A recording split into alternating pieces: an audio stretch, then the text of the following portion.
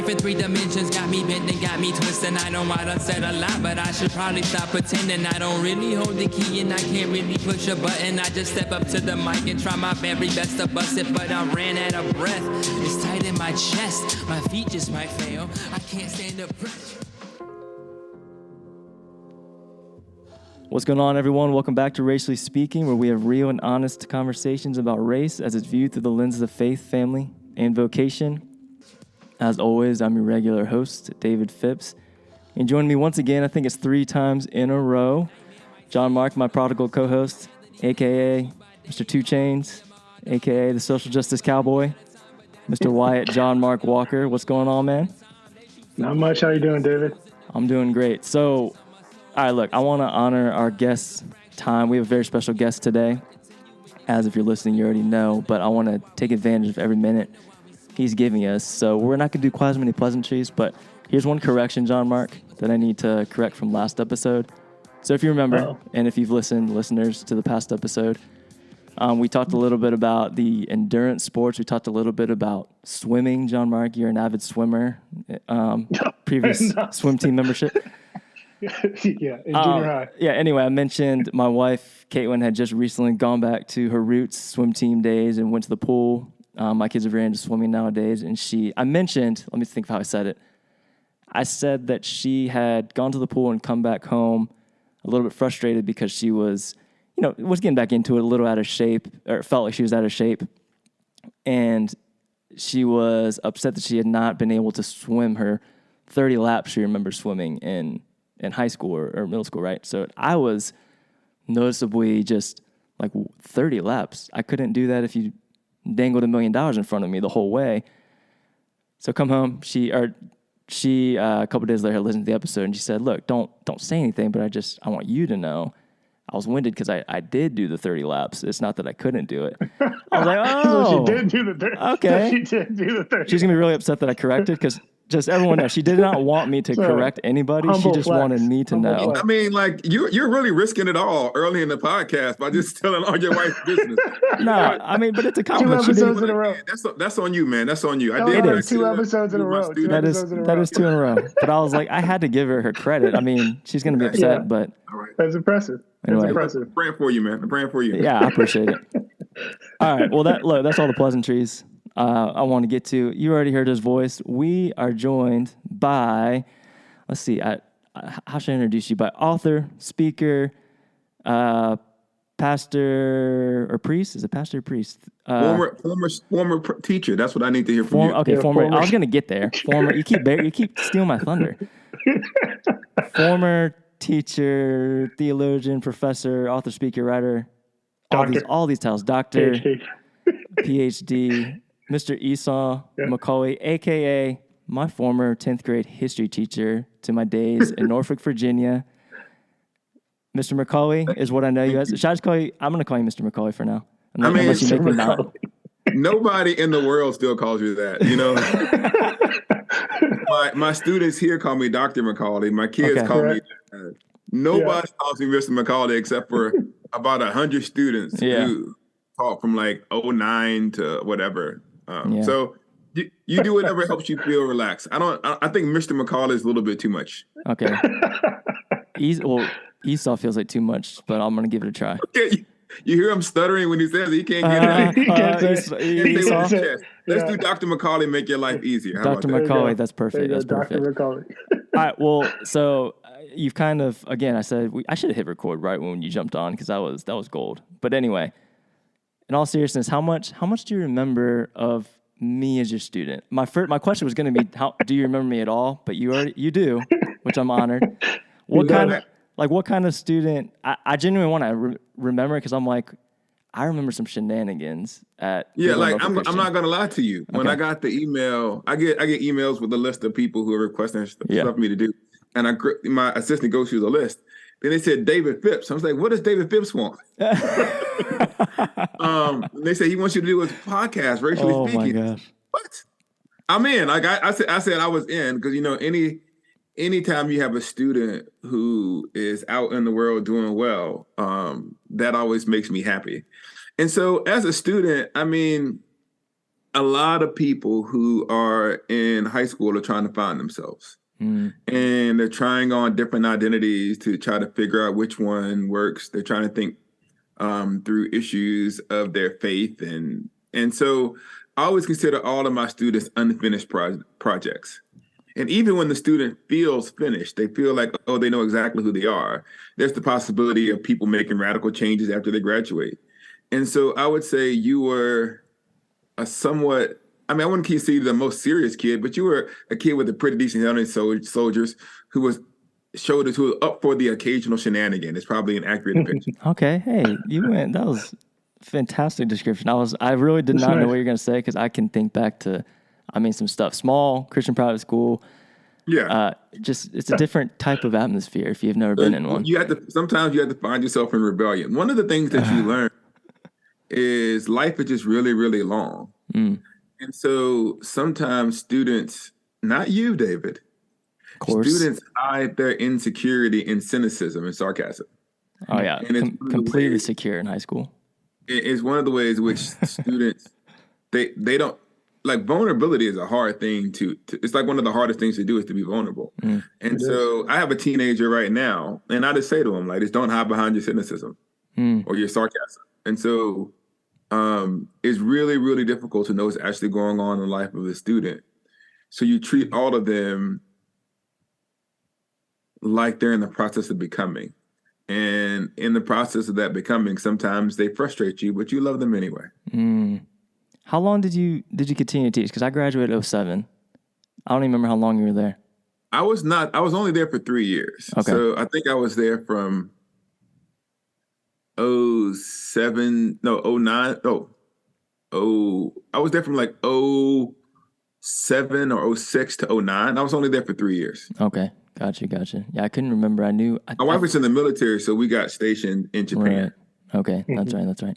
We were stationed in Norfolk, for those of you who are locals. Yeah. To the area. There's a Navy base in Norfolk, in Portsmouth, Virginia. So we're stationed there. And then after that, we got relocated to Okinawa, Japan, and we went there afterwards. Great. Wow. Yeah, awesome. Okay. I don't know. John Mark, you want to tell what you were like in high school too, or no? Yeah. You just guess. Just read me right now. That was a phenomenal diagnosis. Is that the right word? That was a great assessment. Loved it. Yeah. All right. You mentioned vulnerability. So, I was telling John Mark, I don't want to necessarily repeat all the book promo you're doing. I've listened to just a couple, not, all your interviews, because I wanted to kind of do our own thing here. But the backdrop of your most recent book, How Far the Promised Land, that just came out, John Mark and I are just fresh off finishing it. It's right up the alley of where we go with conversations on here. So there is going to be some overlap. So first, and also I'm talking about myself mainly, are like the kings of long-winded questions. So I know you're here for it though, Dr. McCaulley. So first, How Far the Promised Land, let's just start there. I think it's going to open up some things. What made you want to write that book? I know you've been asked that 1,000 times by now. No, I think one of the things that happens is sometimes I was thinking about this morning when I was walking. I had done some prayer this morning, and actually I had gone on a run. I was running, so I was actually running, and I had this idea because there's certain things that was kind of frustrating me about some stuff that I wanted to do. And I felt like the Holy Spirit, can I be that blunt to you? Say, you have to stop waiting for other people to do what God has called you to do. And I was like, and so this is really unrelated to like the book, but I think that's part of what the book was like. There's tons of times as an African American, you feel like you're just not represented or seen, if it's in movies, if it's in books, if it's in television, and you say, man, I wish there was a story that actually articulated my own experience. Or I wish that when I was coming up and I was trying to make sense of what it meant to be Black and Christian and deal with racism and love Jesus, like how did all of those things come together? And there wasn't a book to help me with that kind of process. And so for me, How Far to the Promised Land was my way of saying like my particular stories, or the stories the center Black protagonists of Black families, are important and should exist in the world. And when I sat down to write it, it was my story, but I wrote the book that I wanted to exist in the world. So the other young Black boys and girls and anybody who is concerned with learning more about race and injustice and faith in America might have a resource.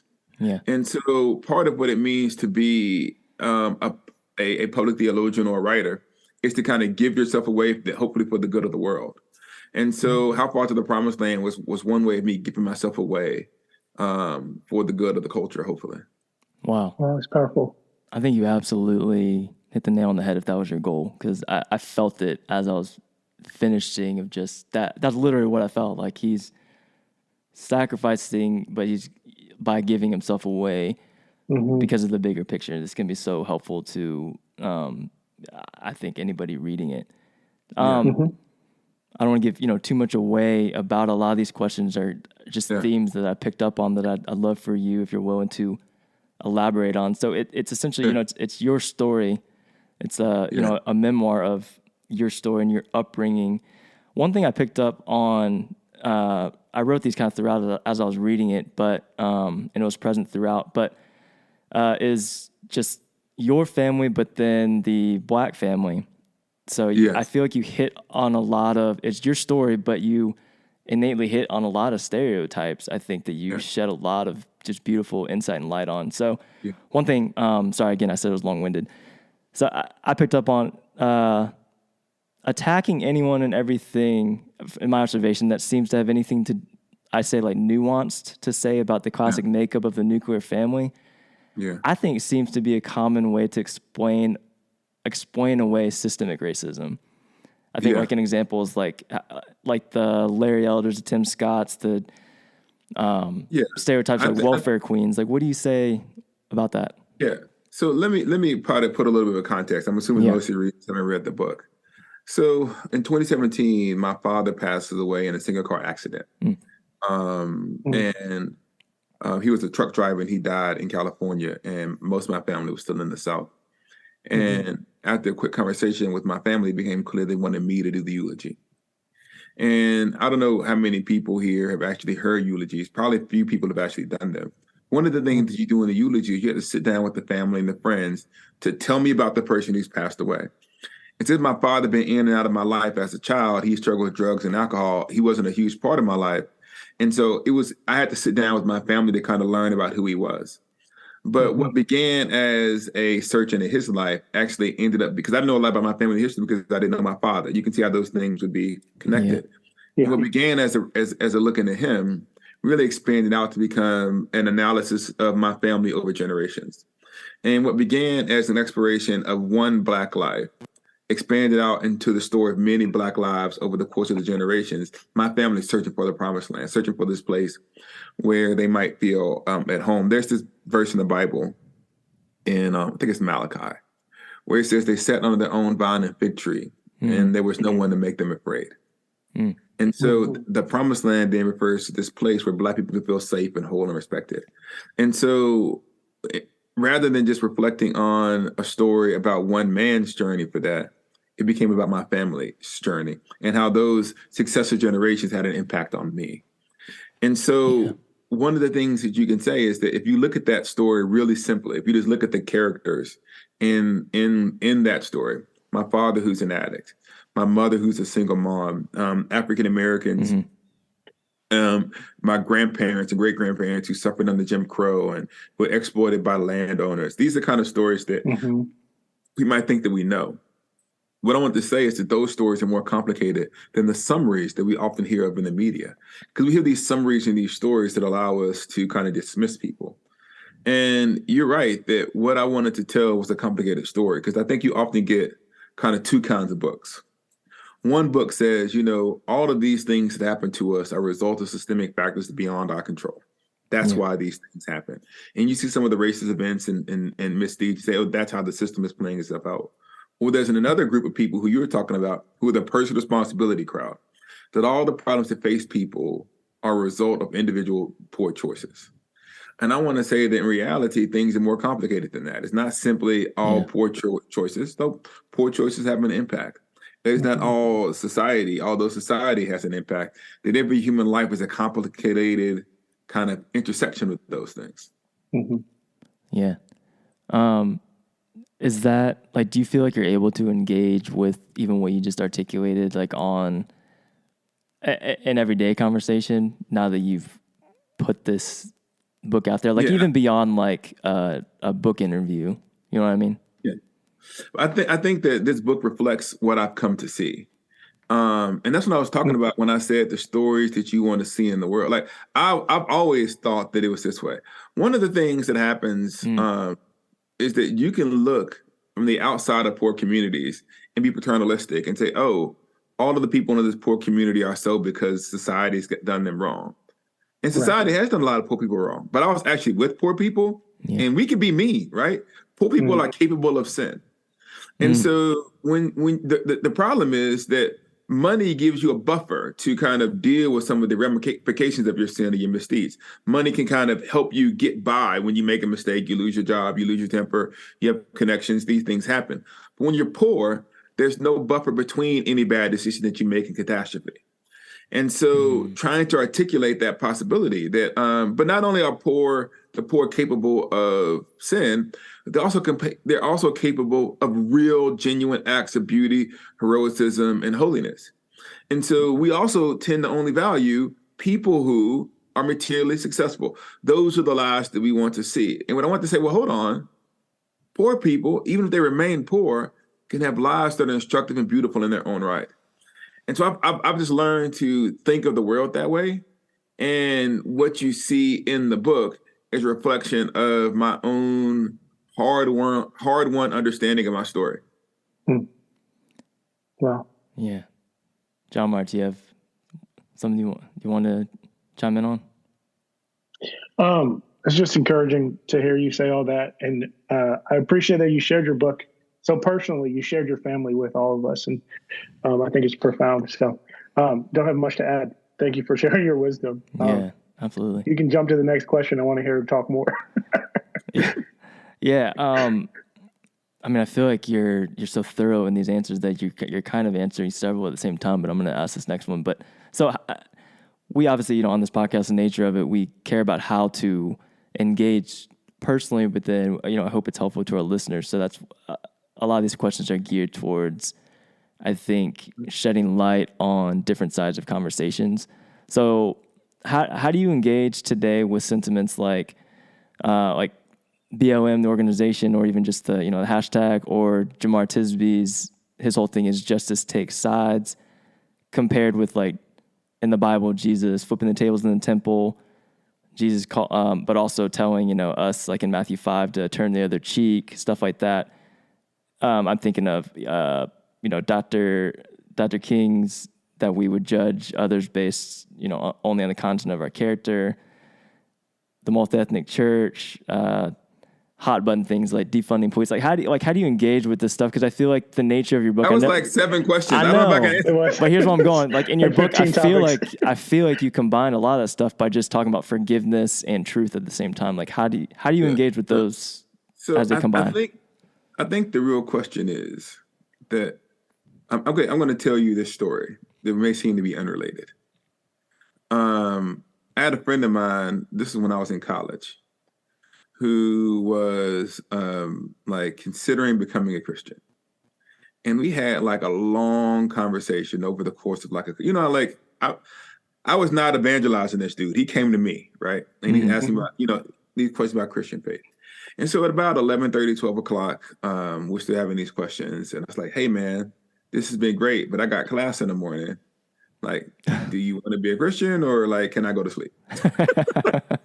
And he said, well, if I become a Christian, what will this mean about like my social life and these, 2 or 3 other girls that I know? I said, bro, that was the real question.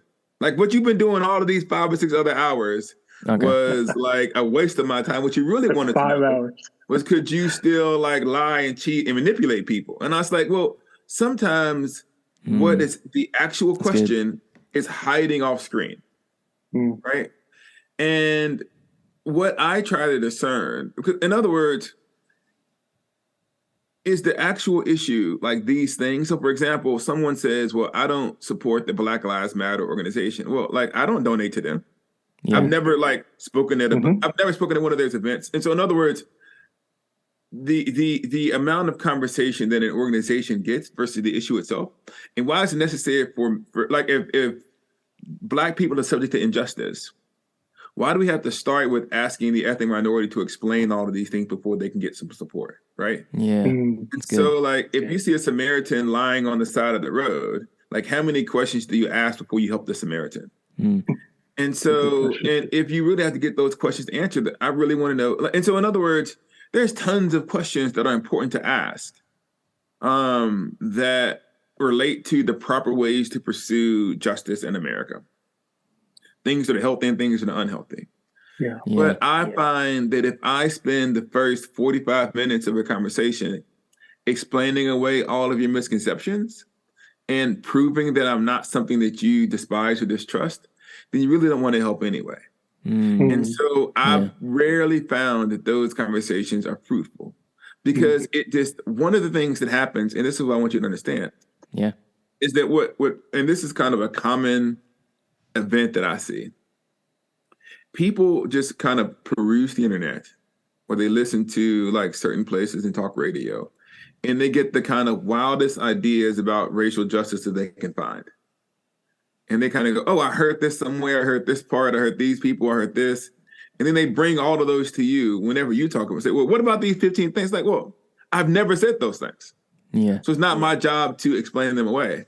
And so I think that the first question that I always ask myself, is this a good faith interlocutor? And if they're not a good faith interlocutor, then it's actually not very fruitful. Now, sometimes I might engage in a conversation for the benefit of the person who's listening in on the conversation. But I lose a lot of confidence that the person who's kind of, you can tell the kinds of media someone is consumed by the questions that they ask and the fears that they have. And so it's really hard when someone is consumed that much fear-based media for them to see the person in front of them. In other words, I'm not the Black person that you've invented in your head based upon the media that you consumed. I'm the Black person who's in front of you. And getting people to see me, you know, one of the funny things about this, I know I'm talking too much about it. One of the funny things about it is when people will confidently say what you believe and be actually wrong. Like I've seen people say stuff about me. It's like, it's not true. I'm sure you have. Not true. And I used to tell them that's not true. Then they would say that I was lying. I said, wait a minute, I'm me. I'm actually me. And so you have to learn. One of the things, I was reading John the other day, and Jesus said, the world is going to hate you because they hate me. Right. And he said in another place, I think it's in Matthew, like they what they said about the master, just imagine what they're going to say about the students. And my goal is to have, if someone's going to hate me, let it be for me trying to be like Jesus and not being a jerk. So like, in other words, I try to live with integrity, not so that I'm well liked or accepted, but that so that if someone is offended by what I've said or done, as best as I can do it, and nobody does this perfectly, they're offended by the ways in which my faith is, and my love for God and His Word has led me to a certain direction. And so it's rare. It's almost like the amount of times someone has, in good faith, criticized something that I've done with an accurate description of what I actually believe is less than 1%. Most of it is just like a combination of words like woke and, you know, whatever, communist, Marxist. But it's rare that those things are real. And I just don't know how you convince somebody who's determined in some cases not to listen. But if they want to listen, then we can have tons of good-based conversations. And I won't always be right because I don't have everything correct. There's a possibility we might learn from one another. Yeah, that's a good answer. So, but just hearing you talk about Jesus, I'm like, this is the author of Reading While Black. So it's coming through. Who you are is coming through in your writing and everything.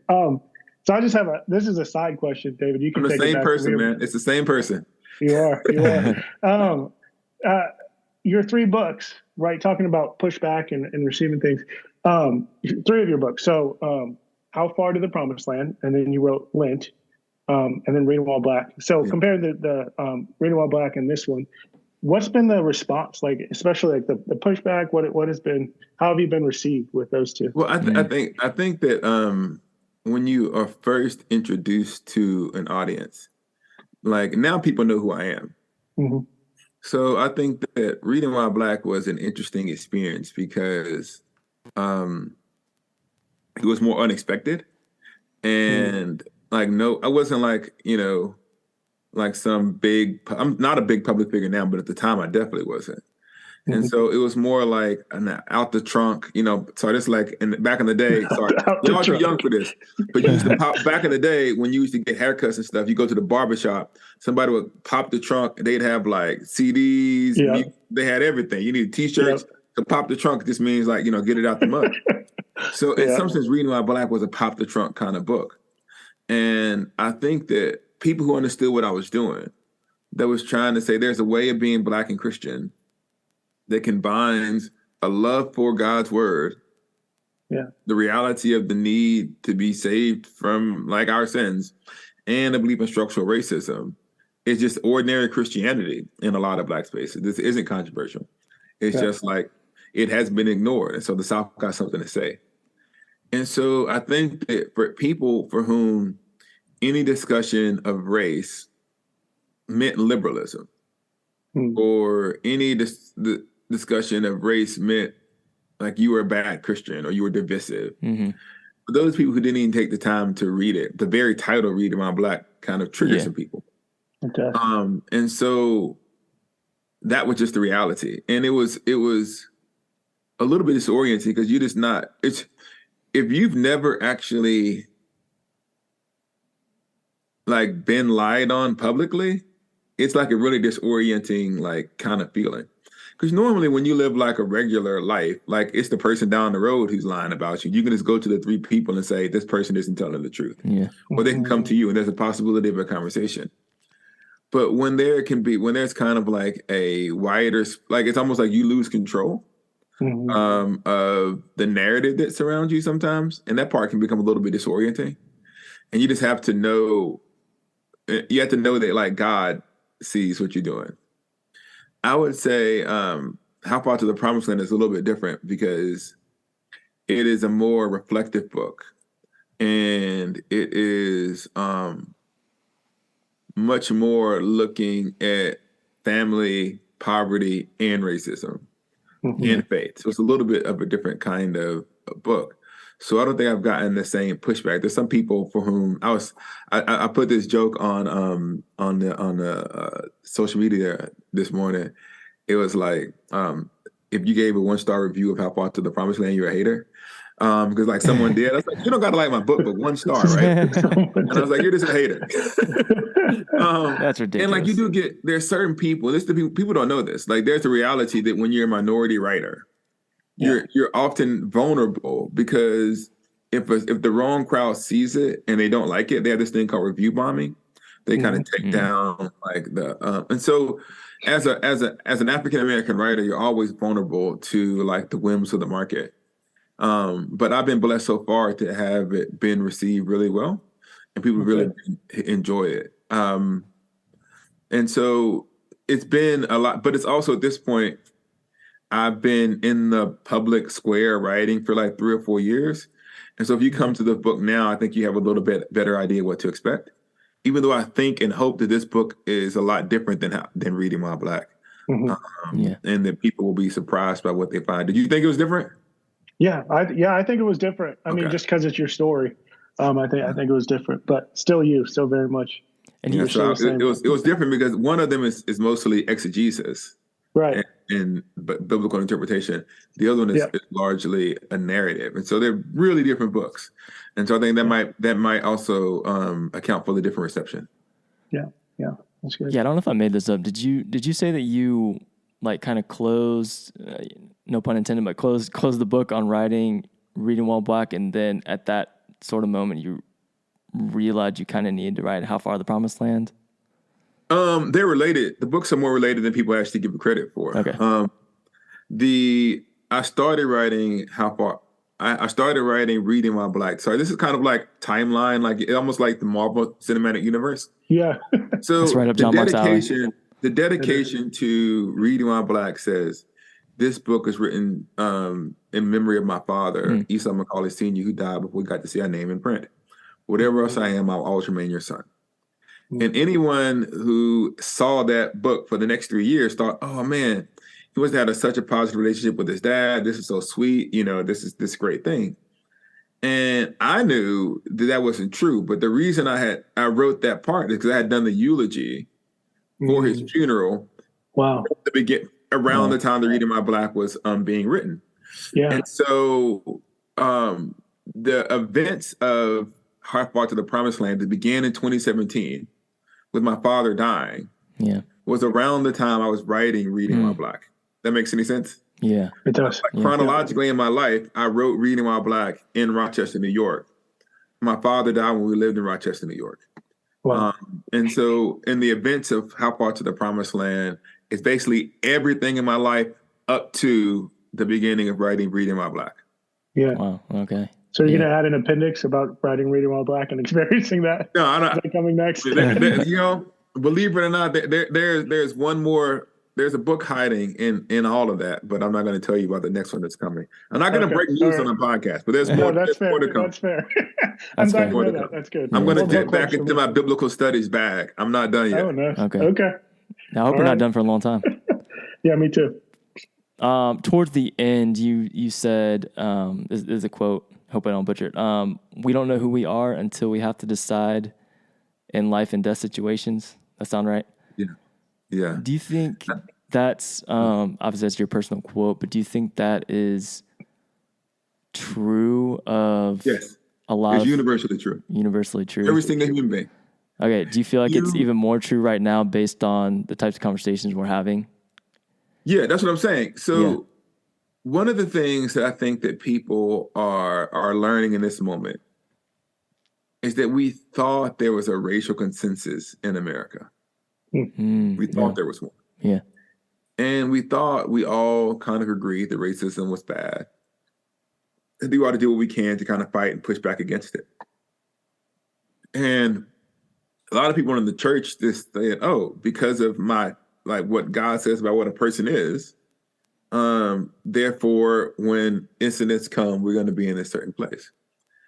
And I think that what's happened is that we realized that we didn't have that consensus. Yeah. And that a lot of people who we respected have disappointed us. That's a song by Sam Cooke. Y'all know Sam. Y'all not old enough for Sam Cooke. But he has a song called... We know. I'm messing with you. He has a song called "A Change Gonna Come." Yep. Yeah. I won't sing it, but it's like I was born by a river in a little tent, and just like that river, I've been running ever since. Yeah. But then that's the killer line. That's the open. But the second stanza, it says that if I fall on my knees and I say, "Brother, help me, please," right? When he falls down, he says, and they wind up. I fall, and he said, and they wind up knocking me back down on my knees. So he falls and he says, "Brother, will you help me, please?" So they wind up knocking me back down on my knees. In other words, in the moment when I actually thought I was going to get some help, I got knocked down by the very people that I turned to.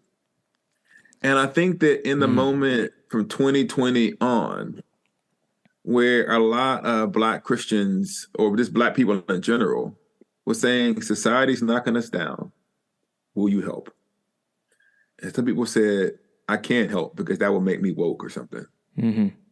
Or I can't help because that would make me a critical race theorist. So I can't help because that means I'm a Marxist. Yeah. Or before I help, can you fill out this 15-page theological form to make sure that we agree on every single dot and jittle before we can help? Yeah. Yeah. And trust, I teach Bible. Theology is super important to me. I'm not dismissing it. I'm saying that the moment revealed where empathy was. And and for the people who this is the crazy part. For the people who stayed the same, we all of a sudden found ourselves as radicals. Because I think the culture shifted hard to the right and hard to the left. And for the people who didn't immediately jump into those comfortable ideological buckets, we found ourselves being seen as being suspicious by a bunch of people. So I do think that life, but I think that's on a national level. I think that you don't know what you believe until your beliefs stop materially benefiting you.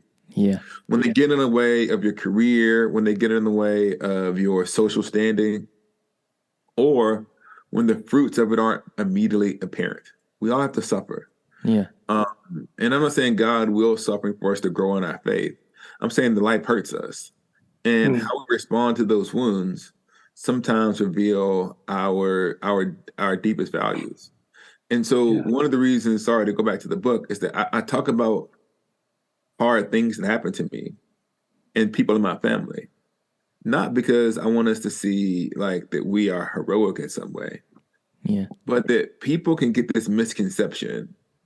There's that line that people say, I don't look like what I've been through. I don't look like what I've been through. They say that a lot in the Black church. And people can say, oh, this person is a Christian because Christianity just works for them. That they've kind of had it easy. They, you're right. You have this job, you have this family. And I want to say, no. I was pressed. And when I was pressed, I discovered who I really was and what I really believed. And just because now I'm on the other side of that pressing, it doesn't mean that pressing wasn't defining and clarifying as to who I was and what I am. And so I think that all of us will be tested. And you might be tested by success, right? You might get everything that you ever wanted, and you will find out it's not sufficient to bring you joy. Ask a million celebrities, right? You might be tested by actual materials. Everyone says, I want that success. There's a lot of depressed, rich people in the world. Yeah. Or you might be tested by, it might be illness, it might be suffering, it might be the betrayal of a loved one, but something in your life is going to press you. It might be national upheavals on race or medicine or whatever it is. And in that moment, like you'll find, you will discover it. There's this moment in my life where I said, I actually believe this stuff. Yeah. Not that it's useful, not just what my mama said, but it's actually useful to me. And I hope that everybody kind of arrives to that place of clarity as to who they really are. Absolutely. Well, kind of along those lines, you say it's both the joy and the suffering that make me who I am. So with that as the backdrop, how do you live by that now? Like, do you see when you see suffering on the horizon, do you run, or do you feel like a little more conditioned, especially after writing something like what you just wrote, to see to embrace it? You know what I mean? Yeah. Sorry, I'm gonna have to use another Bible story. Can I do that? Please do. Yeah. Absolutely. Please do. Yeah. I've been talking about this a lot the last couple of days, thinking about it the last couple of weeks. You know the story of Joseph? Joseph's the one who's sold by his brothers, and he ends up in kind of slavery. Then they come to him at the very end of his life, and Joseph said, "What you meant for evil, God meant for good," which is great, right? We don't actually. One of the interesting things that we don't see, for most of Joseph's life, we never see him wrestle internally with that kind of suffering, right? Like he says one time, when he's in prison, he goes like, "Don't forget about me." He tells someone, "Hey, help me out if you ever get a chance." But for most of his life, Joseph just lives. And I wonder if the first couple of years, Joseph thought, maybe I'll go back home to my family. But at what point in Joseph's life did he decide or realize, oh, I'm never going home? And the life that I thought might be mine just isn't the life that God has called me to live. And I wonder if he was ever angry at his family for them being the cause of someone's suffering. I wonder if he was ever angry at God for God allowing these things to happen. We don't see any of that wrestling.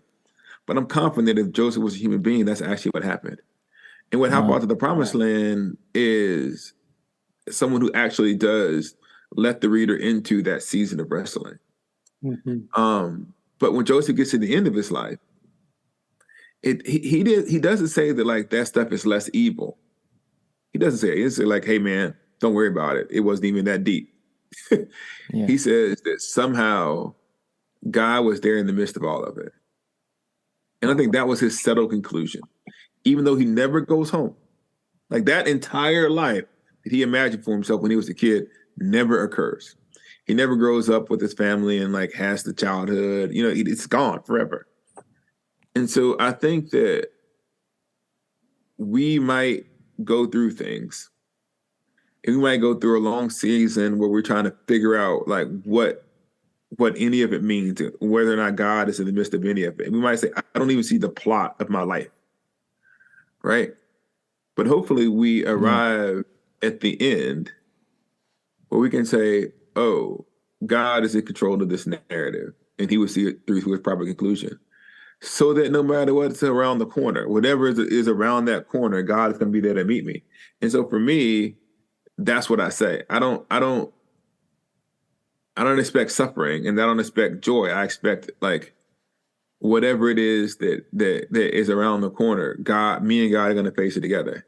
Now, what do I think is going to happen in the church? And do I think suffering is on the way? So like what's one measurable what's like one measurable hope you would have for 2024? Like is there something that like when 2024 comes and goes with these conversations within the church, even like what would be your hope ideally? Man, I hope that in 2024 I'm walking with the Lord. Okay. I guess when I say about that, and this is true, this is the truth. I hear you. We can't control outcomes. Yeah. We can only bear faithful witness. Yeah. And one of the things that when I was young, I'm 43, so maybe I still count as young. I turned 44 in a couple of weeks. I just thought we could fix it, right? We can fix it. Yeah. And the more you begin to realize racism is a sin, and it's a sin like any other sin, like greed.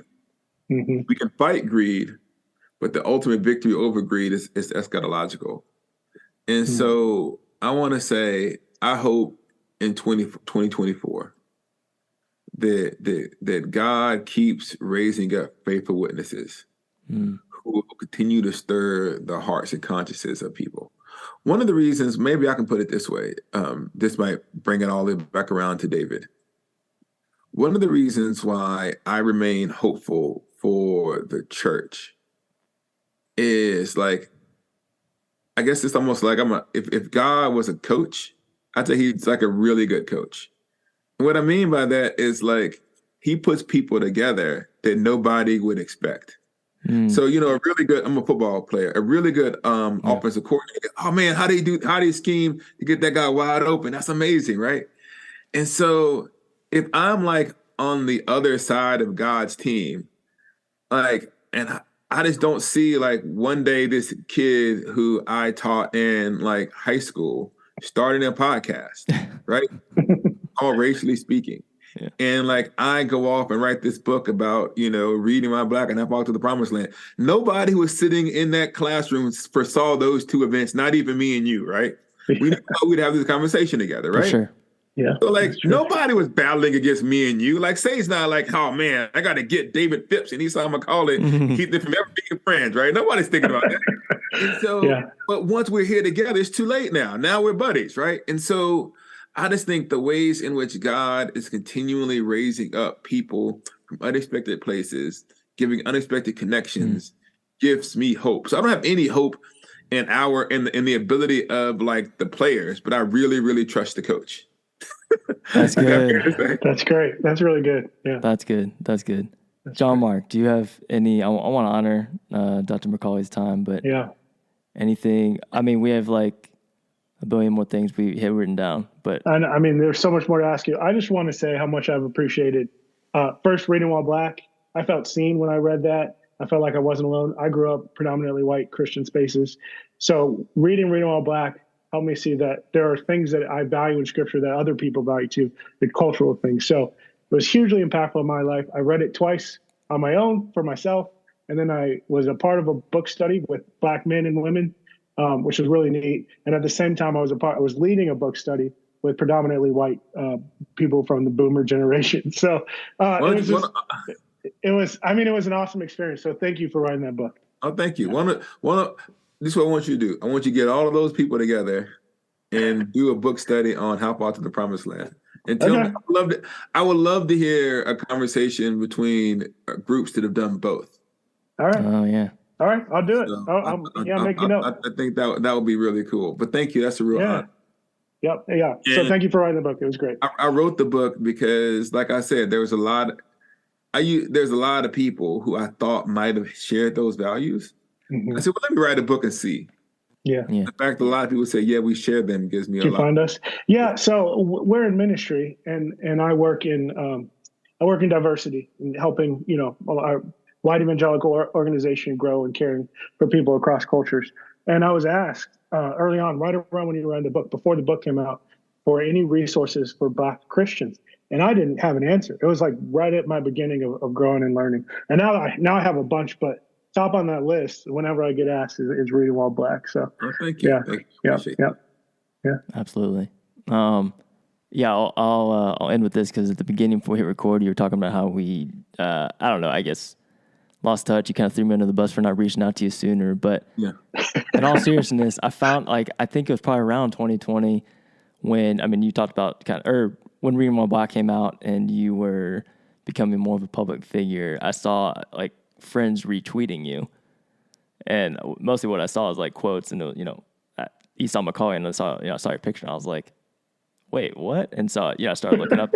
I texted Daniel Miller, shout out, former student, still my best friend to this day.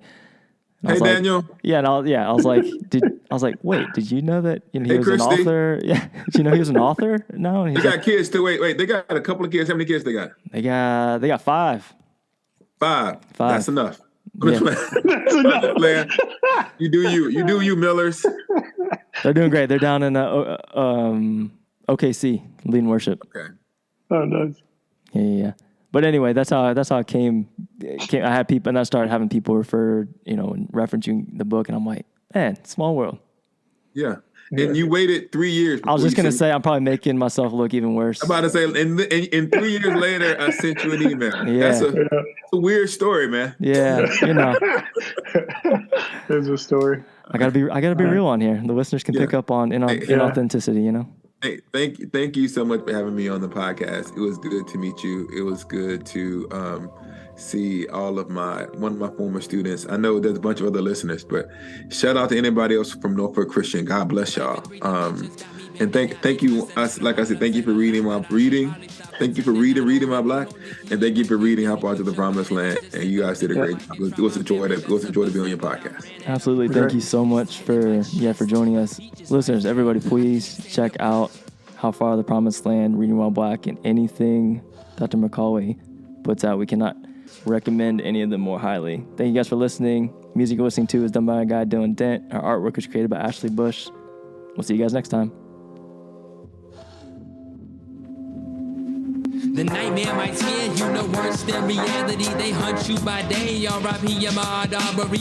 Everybody got a time, but that's less than comforting. I hope I'm alive by the time they choose to comfort me. Mosquitoes in the vein, or leeches on my soul. This money on my mind is a fracture in my bones. You get crippled by continuing existence like a ghost. And they wonder why we drink, and they wonder why we smoke, and they wonder why we think that everything's a joke. I'm shocked that we can sleep, must be the thought of letting go.